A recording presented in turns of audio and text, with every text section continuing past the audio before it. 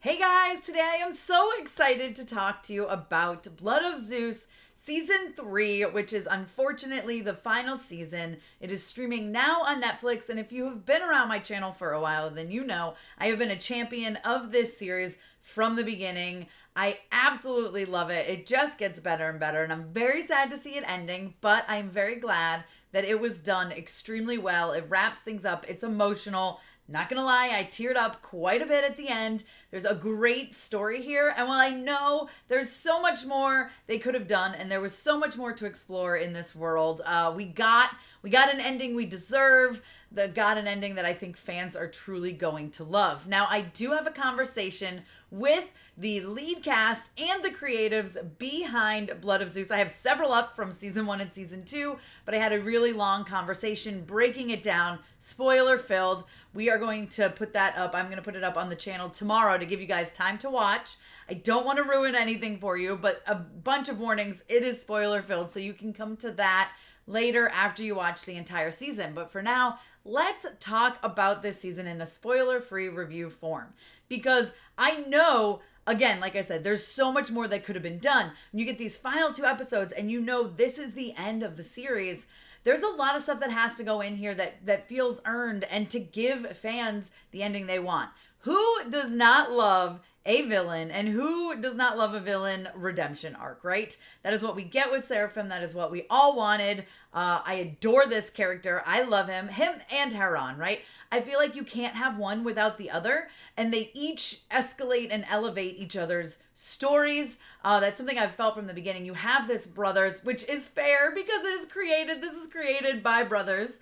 So it feels like maybe they put a little bit of themselves in here. I don't know which one's Seraphim and which one's Heron, because they're both lovely people. But it does feel like you can't have, you know, it's the good and the bad, but then I don't even want to say that because Seraphim isn't bad. He's bad. He's done some bad things, okay? He's not a great person. He's not great, but he gets better. And there's so much that happens this season, and we get to really have a lot of time of the brothers together, which I loved so much. It was so great to see them really spending time together, getting to know each other, maybe bickering like brothers should. You know, it kind of makes you think of like how they would have been growing up together. I really, really enjoyed that aspect of this season. But then, you know, we didn't forget about anybody else. So this is the problem, right? You know you're ending and you have 10 episodes and you're like, this has to be done right. You could easily push other characters to the side and be like, forget it, we're focusing on these two. But they tell the full story. We still get what feels like an ending for everybody. I mean, Hades and Persephone. Hades goes through it this season, you guys. Is spoiler free, but he goes through it. He is tested. Oh God, it made me feel bad for Hades. And I was like, Hades is definitely a bad dude. But we already started that kind of in season 2, and we really get that full arc in season 3. And that's something I love about this show so much, is that we really do see a clear arc from season 1 to the end, like beginning of season 1 to the end of season 3. And sometimes you don't get that. Sometimes stories lose their way. They go off here in different directions and they forget to tie up loose ends. And that doesn't happen here. Like the final episode is perfect. Not to mention you get so much action throughout. Like they knew exactly what they were doing with this season, because you have insane action. You have what you've been wanting with these two brothers for so long, the bickering, the back and forth, the working together when they need to work together, you know, all those sort of things coming together. You've got Hades' story really wrapping up and his arc coming. You of course have the big bads of Kronos and Typhoid. Like we knew this was released at the end of season 2. Like we knew stuff we were getting into it with the Titans, okay? And you have that, and you still have that big threat looming over the season, and you have high stakes. Again, this is spoiler free, although I am going to reserve a few minutes at the end to talk spoilers. So stay tuned for that at the end of this review. But you have high stakes, and I mean high stakes, okay? Because listen, you just don't, you figure, oh, they're the gods, they're going to live forever. Maybe they're not. Maybe they're not going to live forever. And when you have high stakes like that, it really adds something else. It adds that edge of your seat moment. Like there's something that happens in this season and I was like, hold on, what are we doing? Okay. And I literally sat up. Like I was laying back on the couch, you know, relaxing, watching one of my favorite shows. Like, yeah, okay. And then I was like, hold on. What are we doing this season? What are we doing right now? Okay, we're going to go there. Okay. And it raises the stakes. It elevates everything. And it makes for good television, you guys. I'm not going to lie. And of course, you have the animation, which has been incredible throughout. But it just feels like they raise the bar every season. It's like, I don't know, because I'm sure it's the same animators, but you're just like, dang, like they're really raising the bar. I don't know if they're really starting to figure it out. But this is one of those, like, it's been gorgeous from the beginning, but it's always been one of these series where I stop. And honestly, I go back after watching it and I want to like pause certain scenes and look at what's going on in the background because it's so beautiful and it's so well done. And there's some crazy stuff action-wise and animation-wise. I want to talk about it so bad, but you know, even though it's streaming now on Netflix, like I'm literally dropping this review the moment it comes out on Netflix, so I know you guys haven't watched it yet. And I want to talk about it. But there's some stuff that gets, I love that they don't shy away from the gore. They never really have. And when they come to some big, powerful action sequences this season, they really, really deliver. That's what I'll say. Voice acting has always been top notch in this, for real. Like it's so good. I've said this before, and I've said it several times, but Heron could have easily been a whiny, little annoying brat. And you could have easily been like, just go away. I don't even want to, you could not root for him. You could not care about him if he wasn't done right. But Derek Phillips, who voices him, is so, so good at making you care about this character and making him not whiny. He's excitable, sure. But it's easy to root for him and it's exciting to watch him. And it's like, you just want to go on this journey along with him. He's been through a lot this series, okay? A lot this series. And something else they didn't forget about, like I said, you got Hades, but you've got Zeus's story. You've got everyone's story just really rounding out and getting an ending that they deserve, that the fans deserve. And it's like, I just want to applaud the creators, Charley and Vlas, for this because they had like a 5-season arc planned, and to know you have to crunch this in to one more season, like only one season, these 3 seasons they were gonna do into one season. There's stuff you have to get rid of. You have to be adaptable, right? You have to adapt. You have to know, okay, this is what I'm gonna do and this is what I'm not gonna do, and you have to do it right. And they did it brilliantly, perfectly. That's not to say that I don't want more. Listen, it ended perfectly. Don't get me wrong. I loved it. Like I said, I was tearing up. I was emotional. I don't know if it was partly because this has come to an end, but it's also the story was so well done and so beautifully ended. But I also am like, spinoff, revival, reboot. Like, I know it's literally just ended and I'm like, more, please give me. I will take it. Take more. Which is true. I will. I would love more of this or spinoff. They've talked about a Medusa series potentially. Like, I need something. Give me more. But you can take a break for a little bit. You've earned it. But then give me more.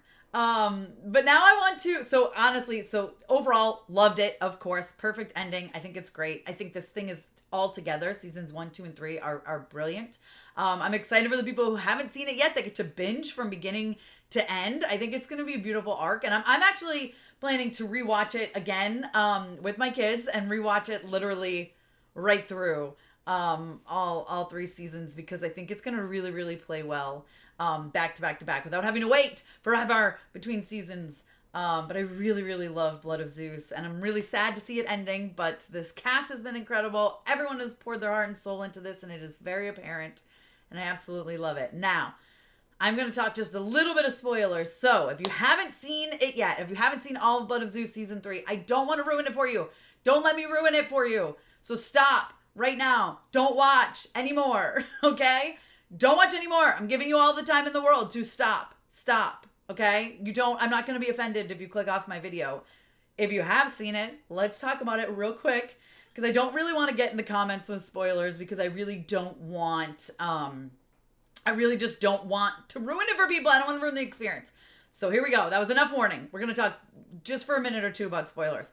Because let me tell you, when I saw that the abyss, right? The Abyss was insane. And they were like, oh, we're just going to toss in the soul of a god and they're just gone for freaking ever.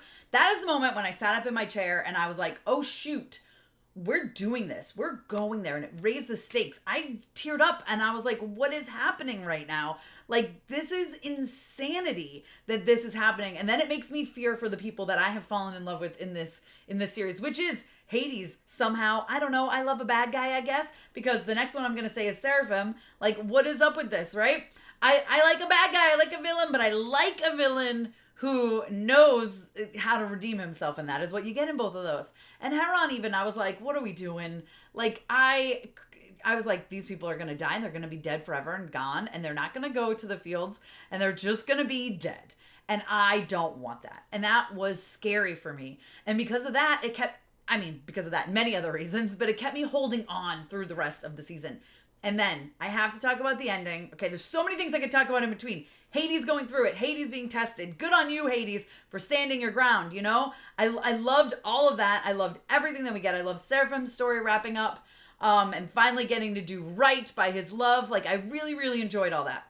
But I've got to talk about the ending because I should have seen this coming. I should have seen it coming that Heron's going to sacrifice himself, right? Absolutely should have seen that coming. Didn't.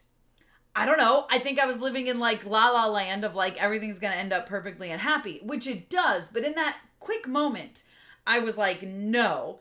And I got very emotional and I was very upset, especially after we had that bond between him and Seraphim all the way through. The back and forth, of course, for a hot second, I thought Seraphim was going to give the wrong blood of Gorgon stuff to him and kill him. And I was like, what are you doing to your brother? You guys just made up. Like, let's not. Didn't, though, thank goodness. Did save Heron in that moment, as we know. That was early on in the season, but I loved it. But we had that moment where I was like, no, Heron is gone. Love that he sacrificed. Of course, it's the hero's arc. Of course he's going to sacrifice himself. Why I didn't see that coming, I don't know. But I love that. And I love when a series can surprise me like that. And it did.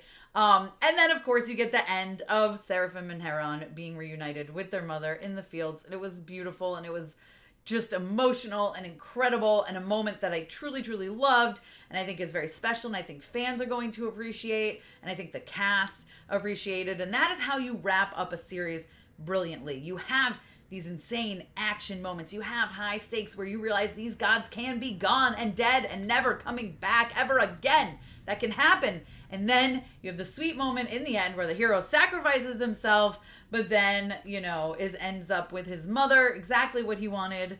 And his mother and his brother and the three of them are just so happy in the fields. And that made me, it was just, I'm going to tear up now. I'm trying not to tear up.